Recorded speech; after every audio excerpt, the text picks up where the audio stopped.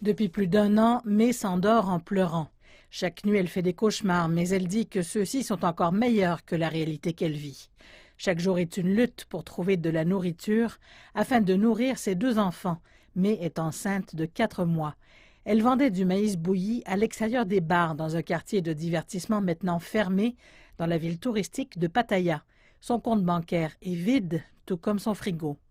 Les bons jours, nous prenons 2 repas, mais c'est généralement un. Mes enfants ont toujours l'estomac qui est vide. Je ne mange qu'un seul repas pour que mes enfants n'aient pas faim. Pour elle, l'aide du gouvernement a été difficile d'accès. Avec chaque jour qui passe, la perspective imminente de la famine devient de plus en plus réelle.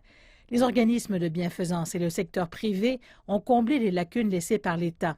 Les dons de nourriture sont devenus sa bouée de sauvetage et aujourd'hui, les entreprises chinoises, sa grâce salvatrice. Les lignes se sont formées rapidement sous la chaleur brûlante de l'été. Des centaines attendent du riz, des nouilles instantanées, de la nourriture séchée. Les foules sont un indicateur du lourd tribut que la pandémie fait peser sur la classe ouvrière. Je vois l'impact de la COVID-19 sur cette ville. Les gens ici se débattent.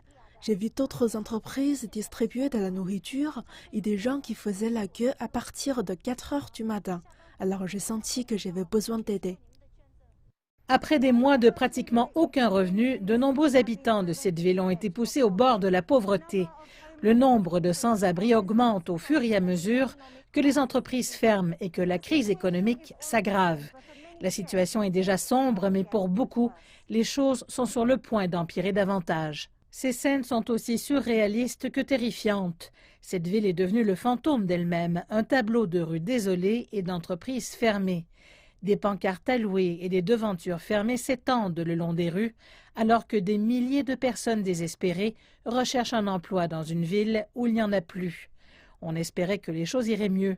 Cette semaine, la principale fête nationale de la Thaïlande était censée stimuler les voyages intérieurs. Mais la semaine dernière, il y a eu une augmentation du nombre de cas de COVID-19, ce qui semble être le pire à ce jour.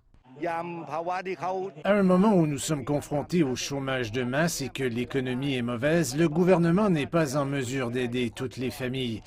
Nous contactons le secteur privé pour nous aider avec des dons qui sont vitaux alors que la situation empire. Alors que la plupart des gens du pays annulent leurs projets de vacances et optent pour des repas à la maison avec leur famille, pour May, il n'y a rien à manger sur la table.